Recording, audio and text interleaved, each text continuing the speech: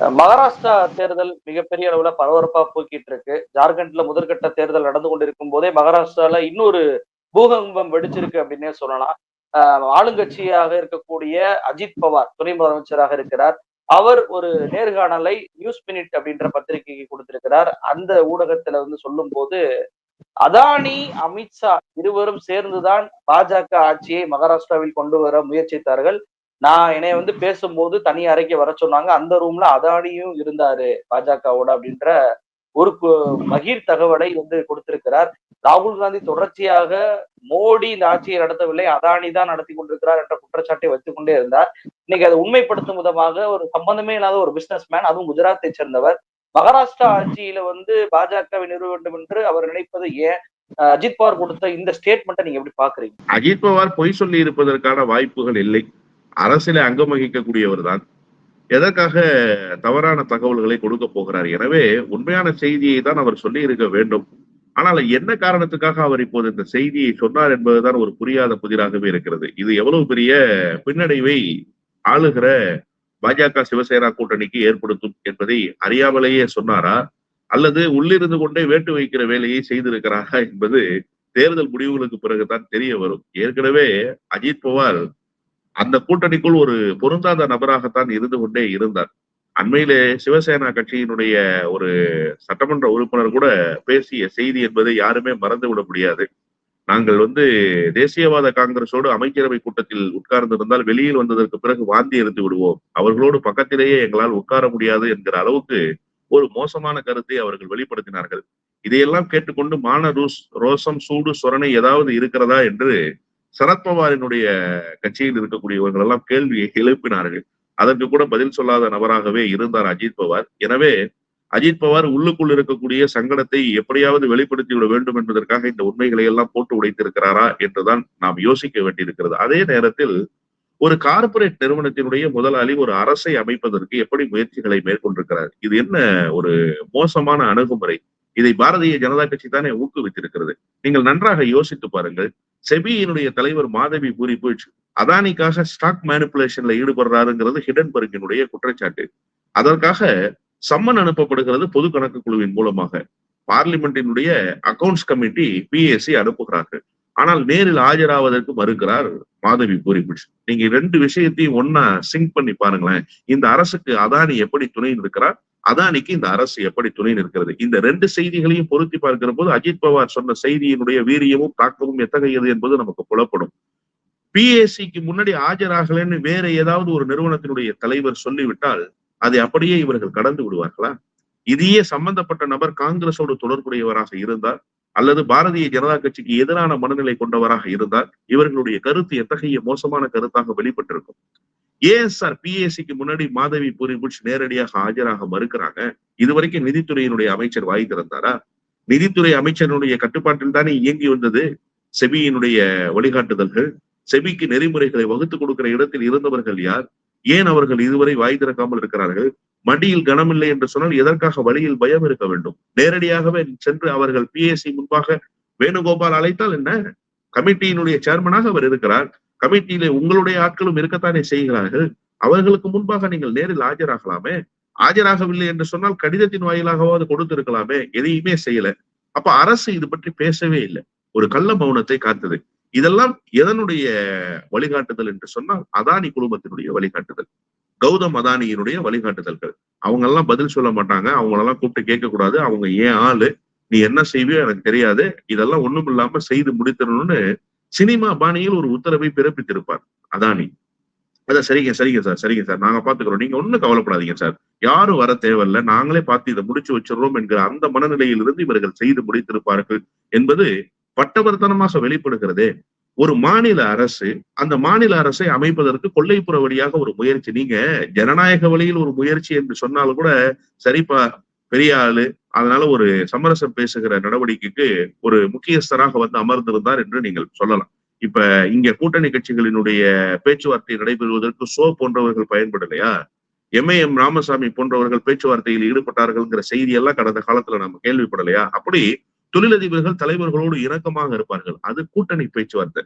நீங்க வாங்க, கலைஞர் விரும்புறாரு, நீங்க வாங்க, ஜெயலலிதா விரும்புறாங்க, உங்களுக்கு நல்ல இடம் கொடுக்குறேன்னு சொல்றாங்க, நல்ல வெற்றி வாய்ப்புள்ள தொகுதிகள் கொடுக்குறேன்னு சொல்றாங்க அப்படின்னு சொல்றது அவர்களுடைய உள்ள கிடக்கையை யார் ஒருவர் மூலமாகவோ வெளிப்படுத்த வேண்டும்.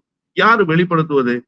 லோக்கல்ல இருக்கிறவங்க வெளிப்படுத்திட முடியாது. அப்ப அந்த தலைவர்களோடு தொடர்பில் இருக்கக்கூடிய தொழிலதிபர்கள், முக்கியஸ்தர்கள், சமூகத்தில் அந்தஸ்து பெற்றவர்கள் வெளிப்படுத்துவார்கள். இது ஒரு இயற்கையான நடவடிக்கை தான். எல்லா இடங்களிலும் நடக்கிற நடவடிக்கை தான். ஆனா ஒரு மாற்றத்தை ஏற்படுத்துவதற்கு, மாற்றம்னா எப்படி? மக்கள் யாருக்கு ஏக்நாத் ஷிண்டே போட்டு போட்டாங்களா? ஏக்நாத் ஷிண்டே முதலமைச்சராக வர வேண்டும் என்று சொல்லி தேர்தல் நடந்தது இல்லை. கொல்லைப்புற வழியாக ஒரு அரசை, ஜனநாயக படுகொலை செய்துவிட்டு ஒரு அரசை அமைப்பதற்கு அதானி போன்றவர்கள் துணை போகிறார்களே. அப்ப அதானி போன்றவர்களுக்கு மராட்டிய மாநிலத்தில் எவ்வளவு பெரிய வளங்களை கொளிக்கக்கூடிய வாய்ப்புகளை ஏற்படுத்தி கொடுத்திருக்கும் இந்த அரசு. அதுதான் இங்க இருக்கக்கூடிய கேள்வி. அதானி சமரசம் பேசினார் சார், சரி. அதற்கு அதானி என்ன சும்மா உட்கார்ந்து பேசிட்டு போனாரா? அவருடைய ஒவ்வொரு நிமிடங்களும் பணமாக கணக்கிடப்படுகின்றன. அவருடைய ஒவ்வொரு நகர்வுகளும் பொருளாதாரத்தில் உள்ளடக்கி இருக்கக்கூடிய நகர்வுகளாக இருக்கிறது. எனவே அவர் ஒரு முயற்சியை மேற்கொண்டு, அந்த முயற்சியை மேற்கொண்ட நடவடிக்கையில் அவர் துணை இருந்தார் என்று சொன்னால், அதன் மூலமாக மராட்டிய மாநிலத்தில் அவர் பெற்றிருக்கக்கூடிய பொருளாதார வருவாய் என்பது எவ்வளவு? எத்தனை துறைகளை அவருக்கு நீங்கள் தாரை வார்த்து கொடுத்தீர்கள்? மராட்டிய மாநிலத்தில் என்னென்ன வளங்களை எடுத்துக் கொள்வதற்கு அவருக்கு உரிமம் தந்தீர்கள்? எத்தனை லட்சம் கோடி ரூபாயை மராட்டிய மாநிலத்திலிருந்து அதானி சுருட்டி இருக்கிறார். இப்ப இது குறித்த விசாரணை நடத்த வேண்டுமே. தேர்தல் நேரம் என்பதால் இது குறித்து பேசுகிற சூழலில் இப்போது எதிர்க்கட்சிகள் இல்லை. தேர்தல் முடிந்ததற்கு பிறகு அதானியும் மோடியும் மராட்டிய மாநிலத்தில் என்னென்ன வேலைகளை எல்லாம் செய்தார்கள், அதற்கு எப்படியெல்லாம் கைப்பாவையாக ஏக்நாத் ஷிண்டே இருந்தார் என்பதை இந்த நாட்டு மக்களுக்கு அம்பலப்படுத்துகிற வேலையை யார் செய்கிறார்களோ இல்லையோ, நான் காங்கிரஸ் இந்த விஷயத்துல நம்பல சார். வெளிப்படையாக சொல்கிறேன், காங்கிரஸை நான் இந்த விஷயத்தில் நம்பவில்லை. மாறாக உத்தவ் தாக்கரே இதை விடப்போவதில்லை, சரத்பவாரும் இதை விடப்போவதில்லை என்றுதான் நான் புரிந்து கொள்கிறேன். நிச்சயமாக இது மக்களுக்கு வெளிப்படுத்தப்படும். எப்படி வெளிப்படுத்தப்படும்னா, தேர்தல் முடிந்ததற்கு பிறகு அரசு அமையும் அமையாமல் போகும், அதெல்லாம் வேற. ஆனா எதிர்கட்சியாக இருந்தாலும் சரி, ஆளுங்கட்சியாக இருந்தாலும் சரி, உத்தவ் தாக்கரேவும் சரத்பவாரும் இந்த செய்திகளை நாட்டு மக்களுக்கு அம்பலப்படுத்துகிற பிரதான வேலையை செய்ய போகிறார்கள் என்பது மட்டும் உறுதி.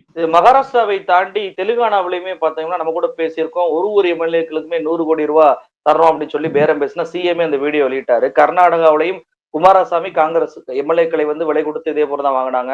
அருணாச்சல பிரதேசமா இருக்கட்டும், அதே போல திரிபுராவா இருக்கட்டும், இப்படி எல்லா மாநிலங்கள்லயுமே எதிர்கட்சிகளுடைய எம்எல்ஏக்களை விலை கொடுத்து வாங்கி அந்த கட்சியை உடைத்து ஆட்சி அமைக்கக்கூடிய பாஜக செய்கிறது. தமிழ்நாட்டில் கூட ஏக்நாத் ஷிண்டே மகாராஷ்டிராவில் இருக்கக்கூடியதை போல ஏக்நாத் ஷிண்டே தமிழ்நாட்டிலும் உருவாவார் அப்படின்னு சொல்லி அண்ணாமலை எல்லாம் ஒரு ஸ்டேட்மெண்ட் விட்டு அந்த நேரம் தான் இது போன்ற சூழ்நிலைகள்லாம் ஏற்பட்டிருக்கு. அப்போ கட்சிகளை உடைப்பதா இருக்கட்டும், அந்த இடங்கள்ல பாஜக ஆட்சி கொண்டு வரதா இருக்கட்டும், இது எல்லாமே அதானியுடைய பணத்தையும் தான் பாஜக பயன்படுத்தி இருக்கிறது அப்படின்றது தெரியுதுல்ல.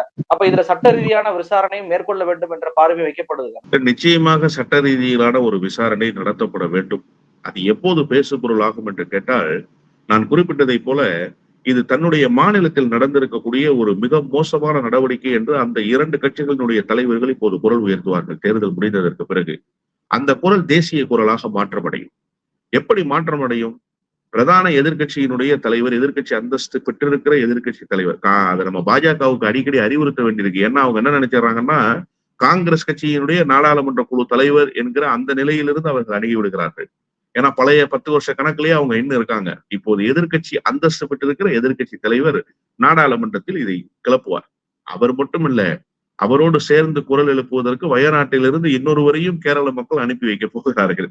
வந்ததற்கு பிறகுதான் நீங்க ஒருவரையே சமாளிக்க முடியாமல், ஒரு காந்தியை சமாளிக்க முடியாமலேயே ஓடியவர் மோடி. இப்போது 2 காந்திகள் வருகிறார்கள். காந்தி என்று சொன்னாலே அவர்களுக்கு ஒருவித அச்ச உணர்வும் பதட்டமும் வந்துவிடும். அதனால்தான் அவர்கள் எப்போதுமே சாவர்கர் பக்கமும் காந்தியை படுகொலை செய்த கோட்சேவின் பக்கமே நின்று கொள்வார்கள். காந்தி என்கிற பெயர் அவர்களுக்கு ஒவ்வாமையாகவே இருக்கும். இப்போது 2 காந்திகள் வருகிறார்கள்.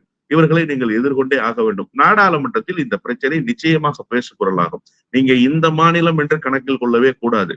ஒட்டுமொத்தமாக எல்லா மாநிலங்களிலும் நடைபெற்றிருக்கிற குதிரை பேரங்கள் இருக்கிறது அல்லவா? இந்த குதிரை பேரத்துக்கு பின்னால் நிச்சயமாக அதானி இருக்கிறார் என்பதுதான் யதார்த்தமான உண்மை. ஏன் என்று சொன்னால், நீங்க ஜார்க்கண்ட் மாநிலத்துல முதல் கட்ட தேர்தல் நடந்து முடிஞ்சிருக்கு. ஜார்க்கண்ட் மாநில பிரச்சனையே நீங்க கொஞ்சம் கவனமாக எடுத்து பாருங்களேன். ஜார்க்கண்ட் மாநிலத்தில் அதானியை உள்ளே நுழைய விடாமல் செய்ததுதான் பிரதானமான குற்றச்சாட்டு. அவர் மீது வைக்கப்பட்ட கனிம வளங்களை கொள்ளையடித்தார்னு இவங்க ஒரு கேஸ ஃபேம் பண்றாங்கல்ல சார். அந்த கனிம வளத்தை கொள்ளையடித்தார். யாரு கொள்ளையடிச்சிட்டாரு? ஹேமந்த் சோரன் கொள்ளையடிச்சிட்டாரு. அப்போ ஹேமந்த் சோரன் கொள்ளையடிச்சாருன்னு நீங்க சொல்றீங்க. ஆனா ஹேமந்த் சோரன் என்ன சொல்றாரு? அதானி அந்த கனிம வளங்களை எடுப்பதற்கான உரிமத்தை கோரினார், நாங்கள் அந்த உரிமத்தை கொடுக்கலன்னு எப்ப சொன்னாரு? கைது செய்யும் போது சொன்னார்னா நீங்க பழிவாங்குகிற நடவடிக்கைன்னு சொல்லியிருக்கலாம். அவர் குற்றச்சாட்டு வைக்கிறாருன்னு நீங்க சொல்லியிருக்கலாம். அதற்கு 6 மாதத்துக்கு முன்பே சொன்னார் ஹேமந்த் சோரன். என்ன சொன்னார்? அதானியினுடைய நிறுவனம் சட்டத்துக்கு புறம்பாக வருகிறது. ஒன்றிய அரசு அதற்கு துணை நிற்கிறது. ஜார்க்கண்ட் மாநிலத்தினுடைய கனிம வளங்களை எல்லாம் திருடுவதற்கு, சுரண்டுவதற்கு இவர்கள் துணை போகிறார்கள்னு ஒரு குற்றச்சாட்டை அந்த மாநிலத்தினுடைய பிரதான கூட்டம் ஒன்றில் பேசியது செய்தியானது. பெரிய அளவுல செய்தியாகல. அதன் பிறகு இவர் மீது இந்த கனிம வள குற்றச்சாட்டு சொல்லுகிற போதுதான் ஜார்க்கண்ட் முக்தி மோர்ச்சா கட்சி அதை செய்தியாக்குகிறார்கள். நாங்க 6 மாதத்துக்கு முன்பே சொன்னோம் பாத்தீங்களா, இப்ப பாருங்க அதே மாதிரியே நடந்திருக்குன்னு. அப்போ அதானிக்காகத்தானே நீங்க ஹேமந்த் சோரனை சிறைக்கு அனுப்பிச்சீங்க. நீங்க வெறுமனே இதை அரசியலோடு பொறுத்து பார்த்து விடக் கூடாது. அரசியலுக்காக எதிர்க்கட்சிகள் பழிவாங்குகிற நடவடிக்கை என்று சொன்னாலும் எங்க ஆளுக்கு நீங்க கனிம வளத்தை கொடுக்கல, அதனால நாங்க கைது செய்யறோம் பாரு. யாருக்கு நாங்க கனிம வளத்தை கொடுக்குறோம் பாரு. எந்த கேஸ உன் மேல போடுறோம், நீ எந்த ஆயுதத்தை எடுத்து எங்கள் மீது எரிந்தாயோ அதே ஆயுதத்தை கொண்டு உன்னை நாங்கள் சிறையில் அடைக்கிறோம் என்கிற ஒரு மோசமான நடவடிக்கையை தான் ஜார்க்கண்ட் மாநிலத்தில் செய்தார்கள். செய்தது மட்டுமல்ல, நீங்க பாரத் ஜோடோ யாத்திராக்கு பிறகு பாரத் நியாயா யாத்திரா வந்தாரு ராகுல் காந்தி, நீதி கேட்டு ஒரு நெடும் பயணம். எங்க இருந்து தொடங்கினார்? மணிப்பூரிலிருந்து தொடங்கி மராட்டிய மாநிலம் மும்பை மாநகருக்கு வந்து முடித்தார். முடிக்கிற அந்த இடத்தில் சம்பாய் சோரனும் பங்கேற்றார், ஹேமந்த் சோரனுடைய மனைவியும் பங்கேற்றார். ஹேமந்த் சோரன் மனைவி பேசிய செய்தி மிக முக்கியமான செய்தி. என்ன சொன்னார்?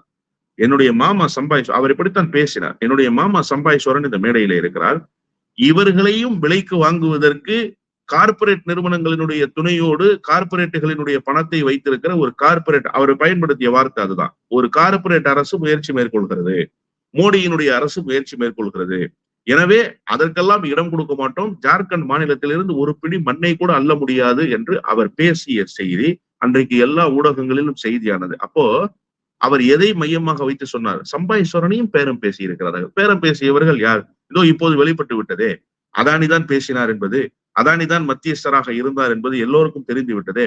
அப்போ நீங்க ஏக்நாத் ஷிண்டேக்களை உருவாக்குனது மட்டுமல்ல, ஒரு அரசை இல்லாமல் செய்வதற்கும், அந்த அரசை இல்லாமல் செய்துவிட்டு தங்களுக்கு கைப்பாவையாக ஒரு அரசை உருவாக்குவதற்கும், அந்த அரசை உருவாக்கியதன் மூலமாக அந்த மாநிலத்தினுடைய கனிம வளத்தை அதானிக்கு தாரை வார்ப்பதற்கும் இந்த அரசு புரோக்கராக செயல்பட்டிருக்கு. எந்த அரசு? ஒன்றிய அரசு. ஏற்கனவே மோடி ஒரு நல்ல புரோக்கர்னு எல்லா விமர்சனங்களையும் வைத்துக் கொண்டே இருக்கிறார்கள். அந்த விமர்சனம் என் மீது வைத்தது 100 விழுக்காடு சரி என்கிற அந்த மனநிலையிலிருந்துதான் மோடி வெளிப்படுகிறார் என்றுதான் புரிந்து கொள்ள வேண்டும். முழுமையான விசாரணை இதற்கு நடைபெற வேண்டும். நடைபெற்றது மட்டுமல்லாமல் எந்தெந்த மாநிலங்களெல்லாம் இது போன்ற குதிரை பேரங்களில் ஈடுபட்டார் அதானி, எந்தெந்த மாநிலங்களில் எல்லாம் யார் யாருக்கெல்லாம் எவ்வளவு பணம் கொடுத்தார்கள், அந்த மாநிலங்களில் அதானியினுடைய பங்களிப்பாக அதானியினுடைய நிறுவனம் என்னென்ன டெண்டர்களை கோரி இருக்கிறார்கள், என்னென்ன கான்ட்ராக்டுகளை அவங்க வேலை செஞ்சிருக்கிறாங்க, அந்த மாநிலத்திலே அவர்கள் செய்திருக்கிற பணி என்ன, அவர்களுடைய தொழில் நிறுவனத்தினுடைய பங்கு என்ன, இவற்றையெல்லாம் நீங்கள் ஆய்வு செய்து பார்த்தால் அதானி ஒட்டுமொத்த இந்தியாவையும் சுரண்டி இருக்கக்கூடிய உண்மை என்பது இந்த நாட்டு மக்களுக்கு தெரிய வரும் என்றுதான் நான் எதிர்பார்க்கிறேன்.